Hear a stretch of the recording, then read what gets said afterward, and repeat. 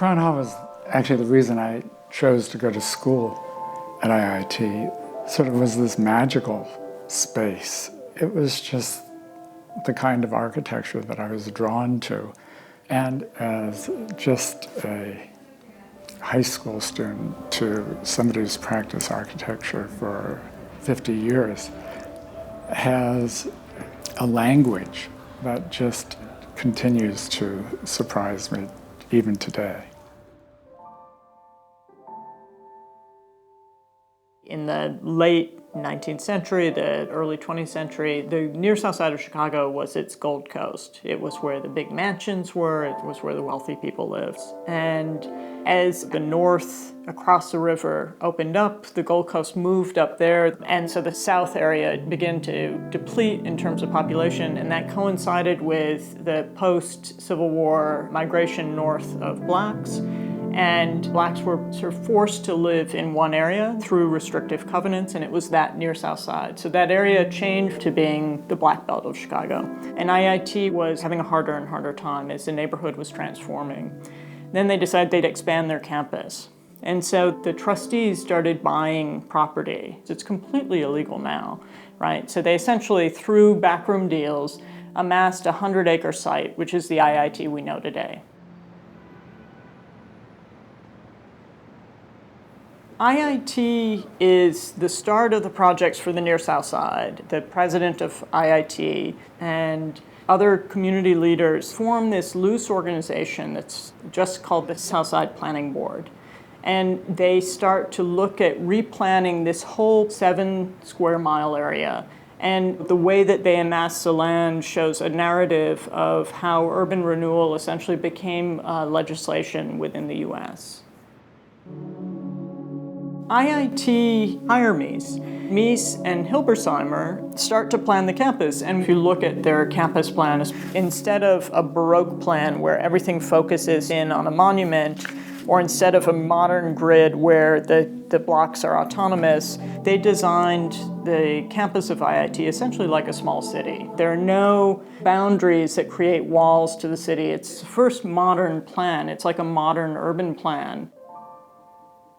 I mean, if you see the original collages of IIT, you see this big campus essentially landing like on the moon within an area that are row houses. It was a form of urban renewal. There's no denying that. It is a complete transformation of this area. But I think cities have to transform and sometimes have to absorb other things as they come into being. And I think that what IIT did was create a very open landscape to the city and a new sense of planning that transformed the Near South Side in ways that compensate for some of the urban renewal repercussions. The experience of the entire campus, that module that is set up both vertically and horizontally, one is continuously feels that you're moving through this network, if you will. But as you do that, there is this question, you're aware of these details, you're aware of the columns not coming down to the ground, but coming down to a particular point, and your perceptions of things are continuously being questioned.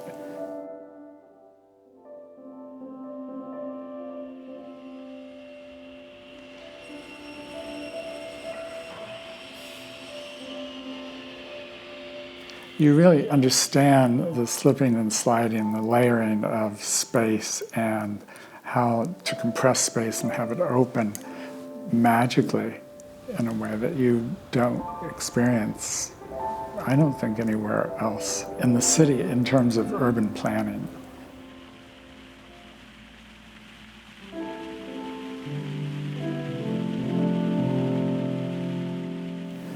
And the campus is probably better known for the Crown Hall than it is for the campus plan. And we decided that we would take on this project of restoring Crown Hall. We went by the drawings as what was intended by Mies. And when it was completely cleaned up and new glass put back in, all the wood refinished, it all of a sudden sparkled. It sort of returned to that experience that I had as when I first entered the school 50 years ago.